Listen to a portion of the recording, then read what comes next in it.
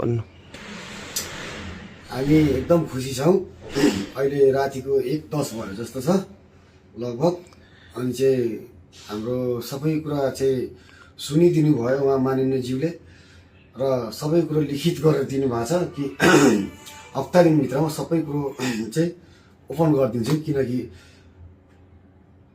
नयाँ नियम लागू गर्नलाई टाइम दिनुपर्छ, किन सङ्घीय बस्नु पर्यो अनि तपाईँको अर्को के भन्छ यो संसद बस्नु पर्यो, त्यसपछि क्याबिनेट बस्यो, त्यसपछि अनि बल्ल निर्णय दिनुहुन्छ। तुरुन्तै समय लाग्दैन। खुसी लाग्यो नि आजको, एकदम म सन्तुष्ट। तपाईँको चित्त बुझाइ के छ? ठिक छ नि? न्याय पाउनु भएको छ? सानो नानीले चाहिँ मान्छेले त्यहाँ हामीलाई पनि तपाईँहरूलाई पनि हामीले अन्याय गर्यौँ भनेर के भनेछ? नाम अमर भयो। मलाई भेटायो, मलाई म म चाहिँ चाहेको एकदम यही थियो। सन्तुष्टि छु।